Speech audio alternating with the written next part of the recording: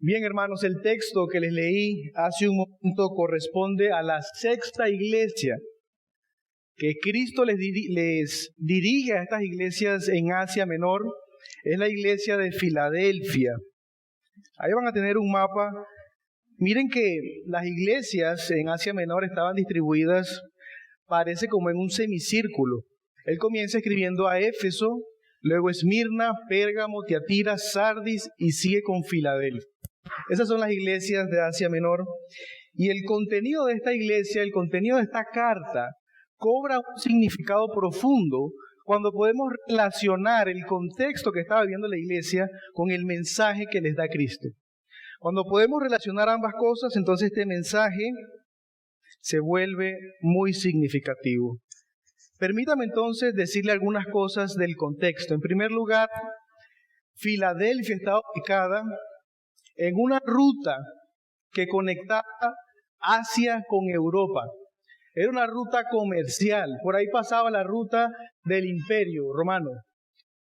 Así que era una ciudad importante, una ciudad comercial, una ciudad conocida, que era también, o tenía el título de la Puerta de Oriente. ¿Por qué? Por lo que les acabo de decir, conectaba Asia con Europa con uno de estos caminos tan importantes. Obviamente también servía como una puerta abierta para que la cultura griega llegara a los otros lados de Asia donde no había llegado.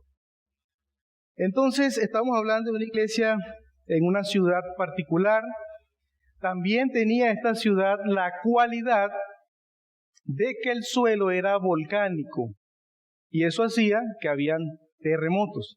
Ya vamos a ver por qué esto es importante. Suelo volcánico que hacía que habían terremotos. Y en tercer lugar, Filadelfia contaba con la presencia judía. Hay un parecido entre Filadelfia y Esmirna, muy interesante. Entonces, la comunidad judía estaba también presente en Filadelfia y eso le da sentido a lo que Cristo le dice a esta iglesia. En cuanto a la estructura del texto, es muy similar a lo que venimos viendo del resto de las iglesias. Específicamente vamos a ver la descripción que hace Cristo de sí mismo, o los títulos de Cristo.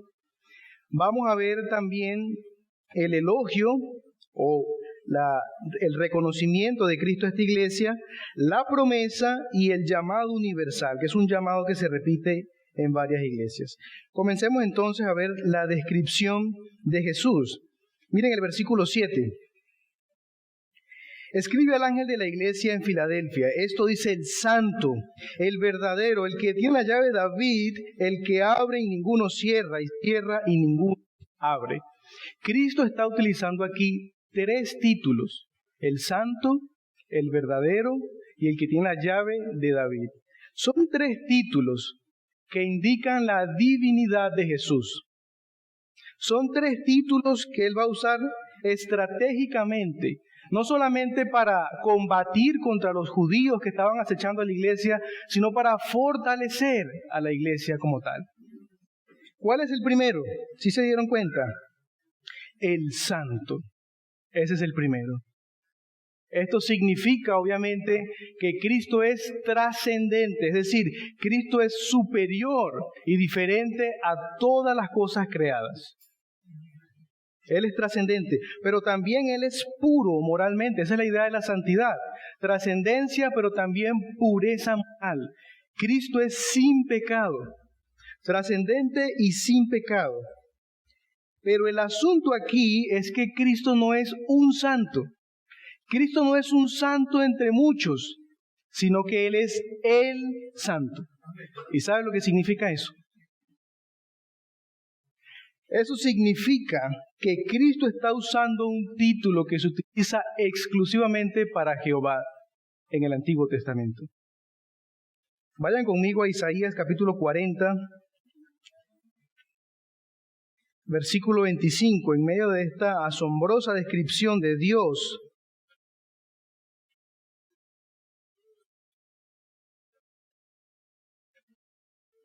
Dice el Señor: ¿A qué pues me haréis semejante o me compararéis? ¿Dice quién? Dice el Santo. Y en Isaías vamos a ver la repetición de esa expresión, el Santo o el Santo de Israel. Porque Isaías, luego de ver aquella visión del capítulo 6, quedó impactado por esa santidad divina. Entonces, en el resto del Antiguo Testamento, vamos a ver que el título El Santo se le aplica exclusivamente a Dios. Ahí está, el Santo. Y Cristo está diciendo, yo soy el Santo. ¿Qué tiene que ver esto con la iglesia en Filadelfia? Bueno, sí tiene mucho que ver, porque en la Biblia la santidad se relaciona con el juicio de Dios. Y esta iglesia es una iglesia sufriente, que está siendo perseguida por los judíos, que está siendo también, digamos, en cierto sentido, perseguida por la cultura pagana. Y ellos están esperando el juicio de Dios, están esperando la intervención divina. Esto se ve en varios capítulos de la Biblia, por ejemplo, Isaías 41:14. Vamos a ver. Isaías 41:14.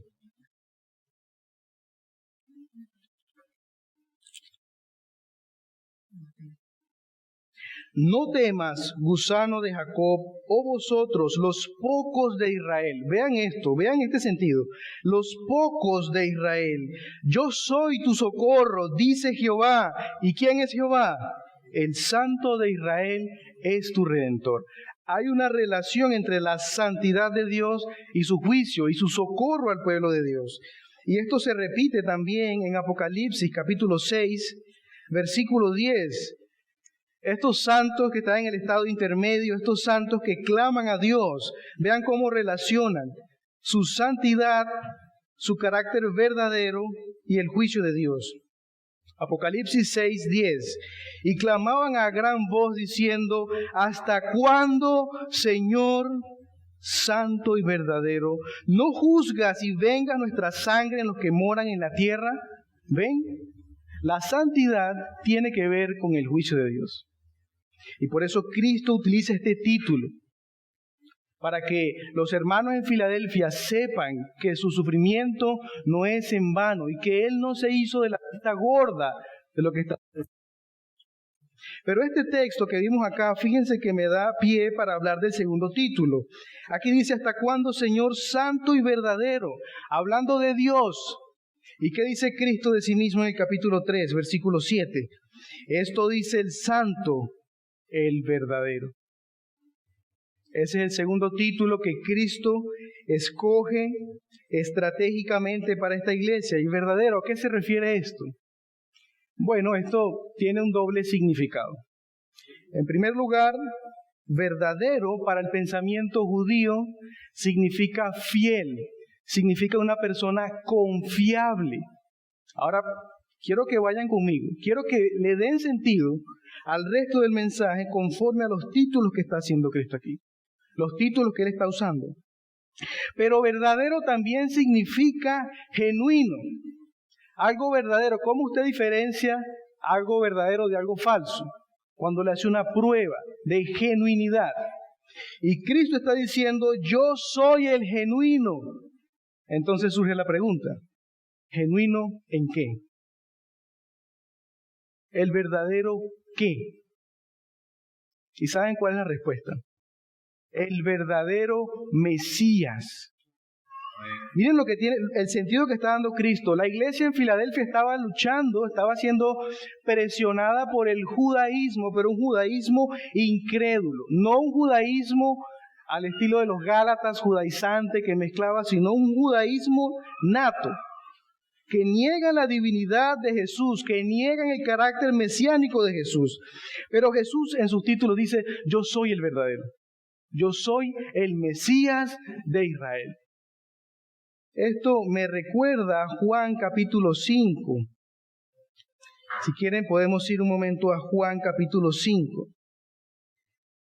En este texto, Él hace unas declaraciones contundentes de que es el Hijo de Dios. Voy a leer solamente un par de versículos y el resto se los comento. Capítulo 5, Evangelio según San Juan, versículos 30 y 31.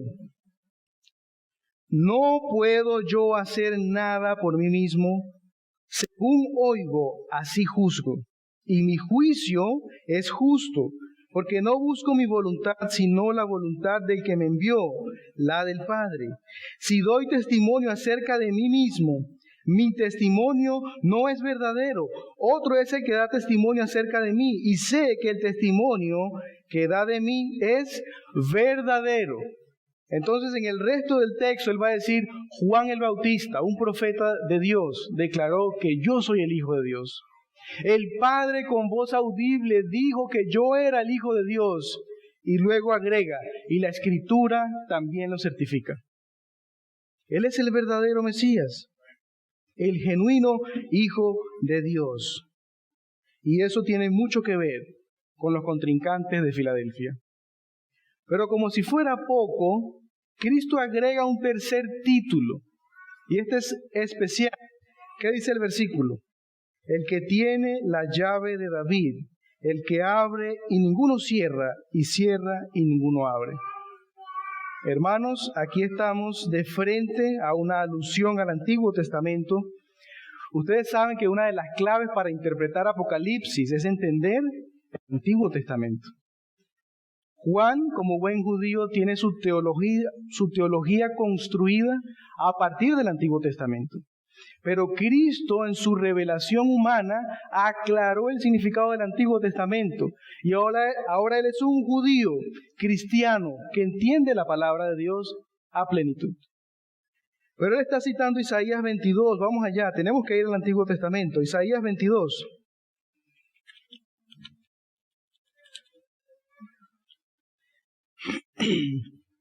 Versículo 22.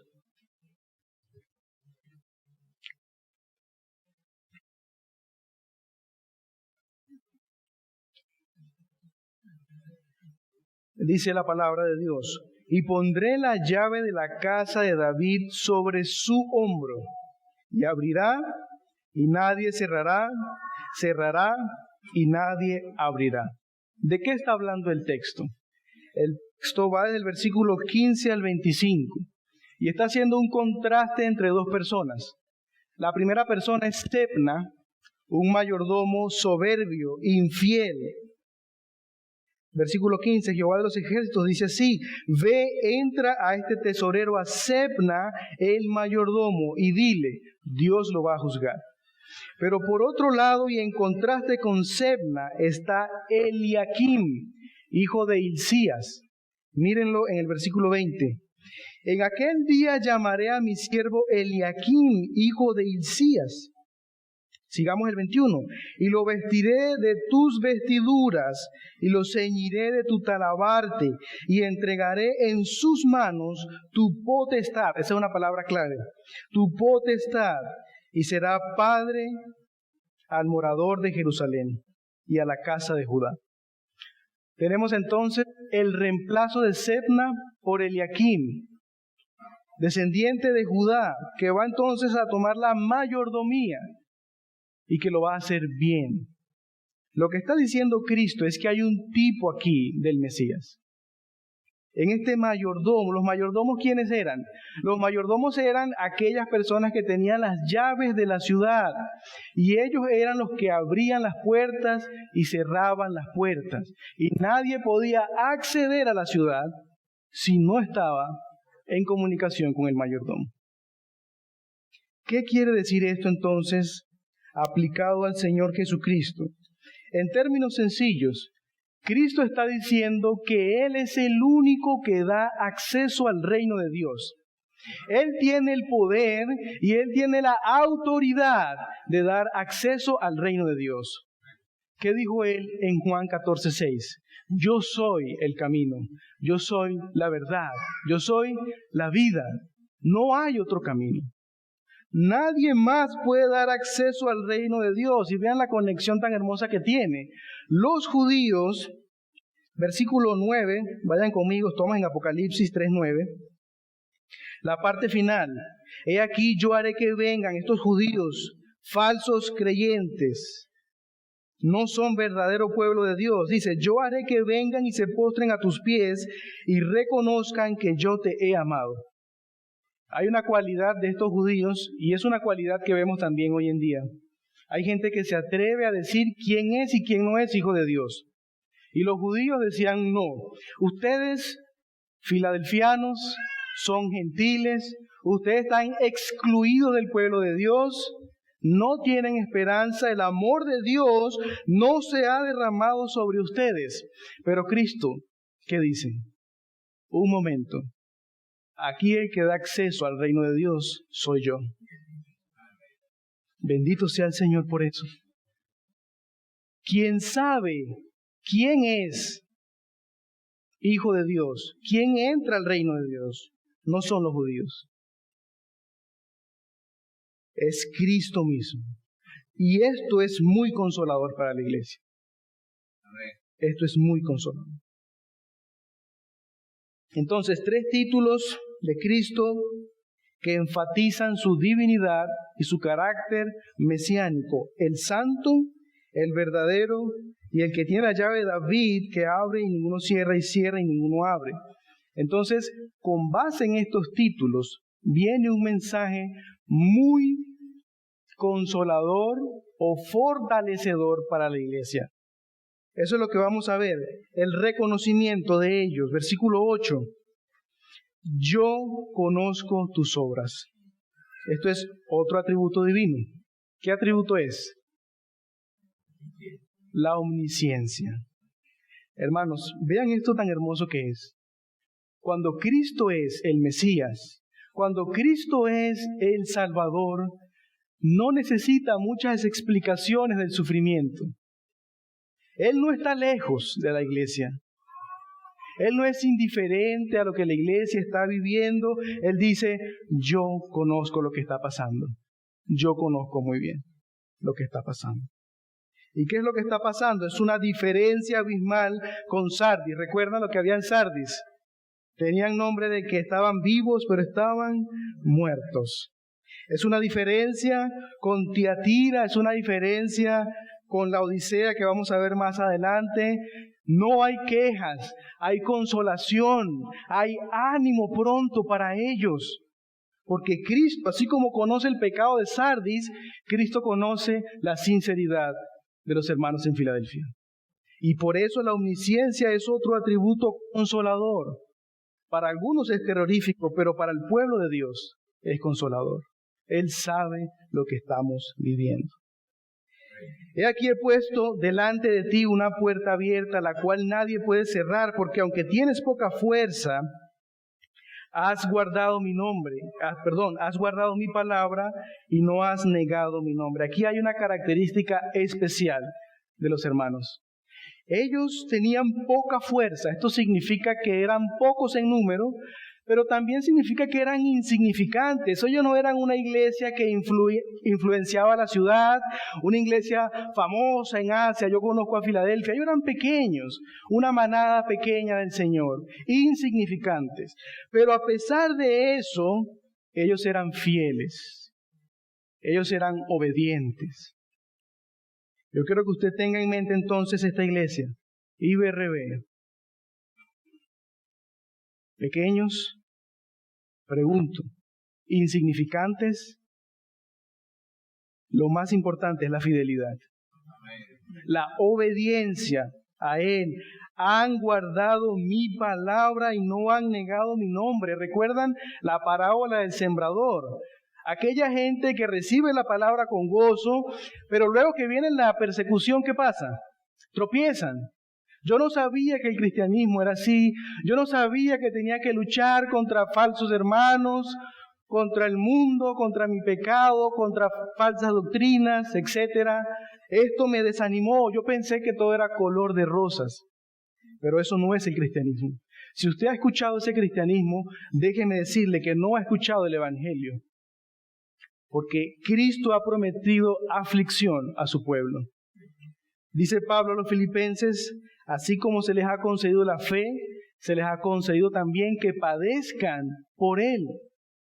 Y Pablo, ¿qué le dijo a Timoteo? Todo aquel que quiera vivir piadosamente padecerá persecución. Pero esta iglesia, en medio de esta persecución, fue fiel, obediente. Miren que estas acechanzas judías no los hicieron cambiar de opinión. Ustedes se imaginan estos judíos como perros hambrientos diciendo, Jesús no es el Mesías, ustedes están equivocados, ustedes no son la iglesia, miren que el Antiguo Testamento es la palabra de Dios, además que les enseñaban hebreo y les hablaban en hebreo, este es el idioma de Dios, ustedes no saben nada, gentiles, más bien acérquense al judaísmo. Y ellos, no, yo creo en la suficiencia de Cristo como Salvador. Eso es no negar el nombre de Cristo, creer que Él es suficiente para salvar, creer que la gracia es suficiente, sola gracia, por medio de la fe. No necesito el rito de la circuncisión, no necesito hacer nada, necesito creer en Jesucristo. Y ellos estaban firmes en eso. O sea que es interesante lo que estaba sucediendo en esta iglesia. Por eso Cristo los reconoce. Y además, hermanos, no solamente les había abierto las puertas del reino de Dios, sino que les abrió puertas para evangelizar. Eso es lo que significa.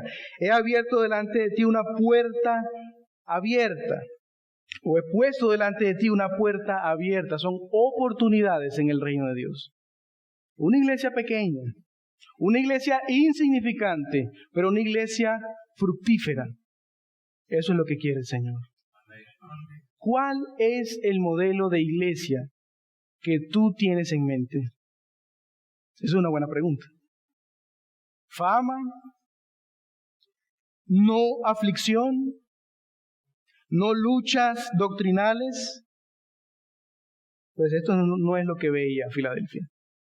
Y es una de las dos iglesias que el Señor elogia, en el sentido de que no tiene quejas contra ella.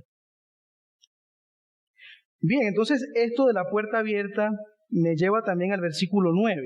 Si ellos tienen una puerta abierta para predicar el Evangelio, la pregunta que surge es, ¿qué va a pasar con esos judíos que los estaban estorbando, pero que ahora se van a exponer a la palabra de Dios por medio de ellos? Y aquí hay mucha misericordia de Dios. Por eso Él dice, tendré misericordia del que tendré misericordia. ¿Cristo tiene la llave para salvar a los gentiles? Sí. Y Cristo también tiene la llave para darle acceso a aquellos judíos que crean en Él. Eso es lo que dice el versículo 9. Yo entrego de la sinagoga de Satanás a los que se dicen ser judíos y no lo son, sino que mienten. He aquí, yo haré que vengan y se postren a tus pies. Esto es una imagen extraída de Isaías. Supuestamente, según la interpretación judía, eran los judíos los que tenían que estar arriba y los gentiles tenían que venir a sus pies y decir, ¡ay, ustedes son el pueblo de Dios! Pero Cristo está invirtiendo los papeles. Ahora los judíos van a recibirlos a ustedes. Aquí tenemos que pensar en Romanos 9, 10 y 11. El verdadero pueblo de Dios. Necesito detenerme acá. ¿Quién es el pueblo de Dios? ¿Son los judíos? ¿Son todos los gentiles? ¿Qué dice la palabra? Silencio sepulcral. Y el pastor está con el ceño fruncido. No, la palabra dice claramente en Romanos capítulo 9, 10 y 11 y también Romanos capítulo 2 y muchos otros textos que el verdadero creyente, el verdadero judío no es el que lo es exteriormente. O sea que la circuncisión que vale no es la de la carne, sino la del corazón. Y esto me conecta con lo que hablábamos el miércoles.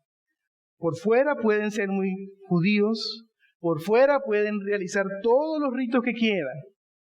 Por fuera pueden obedecer al Señor, pero si no hay un corazón contrito y humillado, si no hay fe, no hay pueblo de Dios. Eso es lo que la Biblia enseña. Ahora, ¿nos vamos entonces al extremo de ser antisemitas? No. Pablo lo dice. Dios también tiene elegidos dentro de ellos, así como entre todas las naciones. El punto es que ellos no se van a salvar por obras, no se van a salvar por obedecer la ley, se van a salvar si se arrepienten de sus pecados y confiesan que Jesús es el Mesías. Así de sencillo. La salvación es igual para todos. ¿Y por qué? Porque es una gracia de Dios. Es un don de Dios. Entonces, ¿qué es lo que está pasando aquí en el versículo 9? Judíos que se ensoberbecían de su nacionalidad, pero no tenían fe y no les servía de nada tener una genealogía pura y un corazón corrupto. Eso es lo que está diciendo el Señor. Mienten, pero por la gracia de Dios, Él también concede arrepentimiento al pueblo judío. Y esto, a la vez que es una bendición para el pueblo judío, para los que entre ellos crean, en cierta manera es un reconocimiento para la iglesia de Filadelfia. ¿Se da cuenta? ¿Por qué? Porque es un fruto de su labor. ¿Ven? Ellos tienen puertas abiertas para predicar y el Señor les está diciendo, les voy a dar frutos de esa predicación. Y eso es una bendición para ellos. Entonces, puertas abiertas, oportunidades para evangelizar, frutos del evangelismo. Pero hay algo más todavía. Van a ser guardados en medio de la aflicción. Versículo 10. Por cuanto has guardado la palabra de mi paciencia, o es lo mismo, has guardado mi palabra, yo también te guardaré de la hora de la prueba que ha de venir sobre el mundo entero, para probar a los que moran sobre la tierra. Les voy a decir primero lo que no significa este texto. No significa que el pueblo de Dios va a ser sacado de la aflicción. En primer lugar, el contexto nos lo dice. Ellos ya eran cristianos sufrientes. Así que no puede significar eso. Tampoco significa que Dios en un juicio los va a condenar y ellos tienen que tener miedo porque Dios los va a juzgar y los va a condenar a todos. No.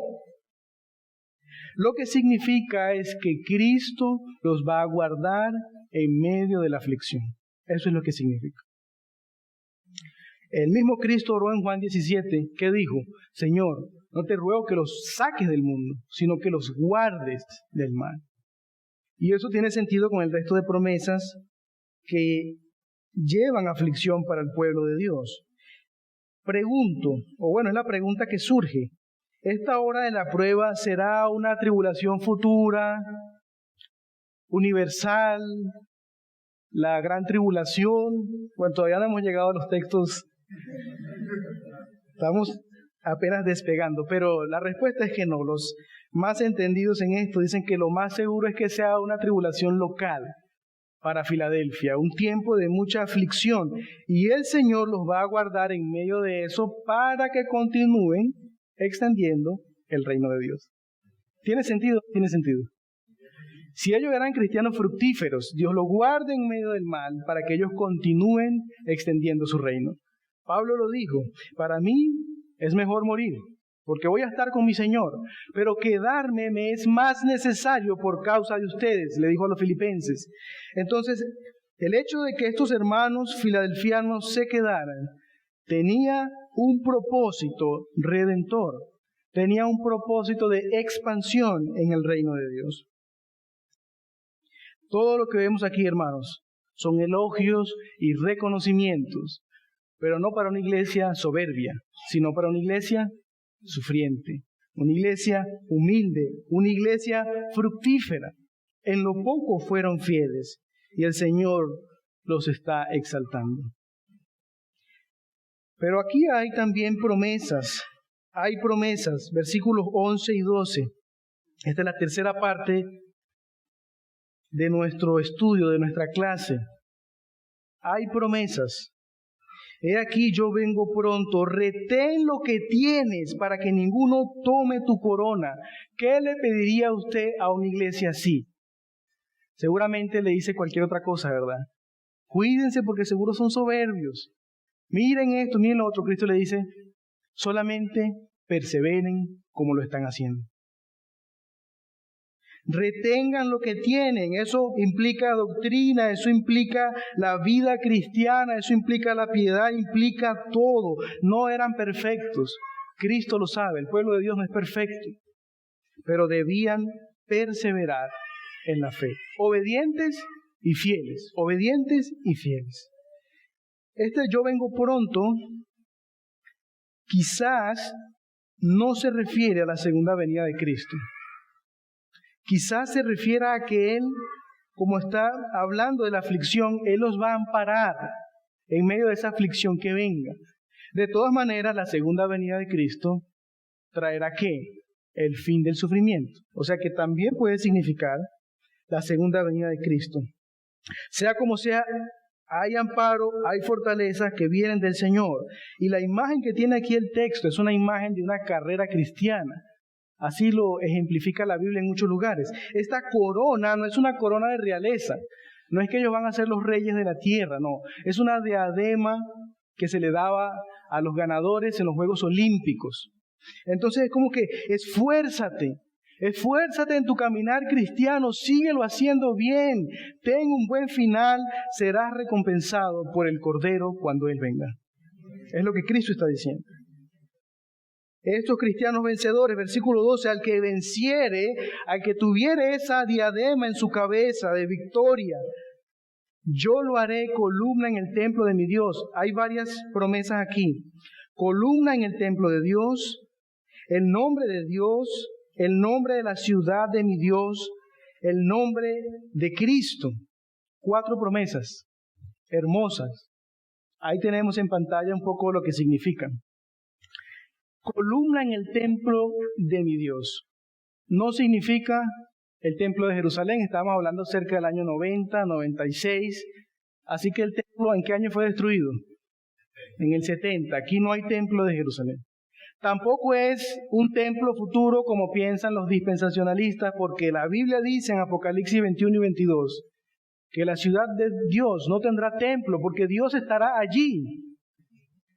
Entonces, ¿qué significa? Bueno, esto significa permanencia en la presencia de Dios, cercanía con Él, seguridad en Él, pero cobra sentido por el contexto de la ciudad. ¿Recuerdan lo que les dije en un principio? Filadelfia tenía la característica de estar en un suelo volcánico. Habían terremotos y por lo tanto todas las edificaciones eran inestables. Tuvieron que reconstruir la ciudad varias veces. Hasta los muros de la ciudad eran inseguros. Pero Cristo les dice, el que vence, el cristiano, el Hijo de Dios, tiene seguridad en el pueblo de Dios. No va a tener esa paranoia que tenían los filadelfianos de la destrucción. Y estos 3 nombres que dice aquí, el nombre de mi Dios, el nombre de la ciudad de mi Dios y mi nombre nuevo, dice Cristo, habla es de pertenencia. En la antigüedad, quien ponía el nombre era el dueño del que le ponía el nombre. O sea que aquí está diciendo, ustedes le pertenecen a Dios. Ustedes son ciudadanos de la Nueva Jerusalén. Ustedes me pertenecen, dice el Señor Jesucristo. Qué hermoso, ¿no? Qué hermoso lo que Cristo está haciendo con esta iglesia. Pertenencia y seguridad en el reino de Dios. Esto es un mensaje que está cargado del reino de Dios. Cristo tiene las llaves, Él es el que abre y Él es el que da la permanencia en el reino de Dios. ¿Cómo finaliza el mensaje? Finaliza con un llamado universal. El que tiene oído, oiga lo que el Espíritu dice a las iglesias. Y esto nos recuerda que este no es solamente un mensaje para Filadelfia. Este es un mensaje para Sardis, para Tiatira, para Pérgamo, Éfeso, la Odisea. Y es un mensaje para usted.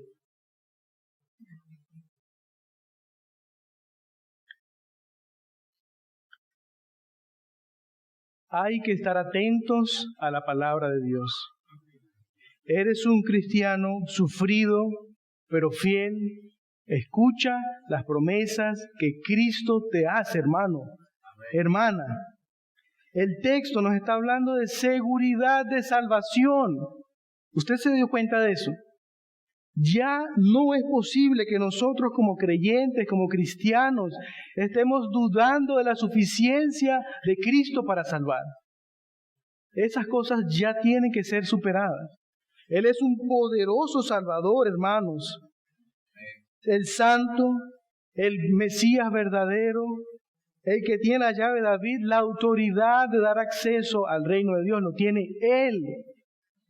Y Él ha hecho sendas promesas para los que creen en Él, promesas de permanencia, promesas de estabilidad en el reino de Dios.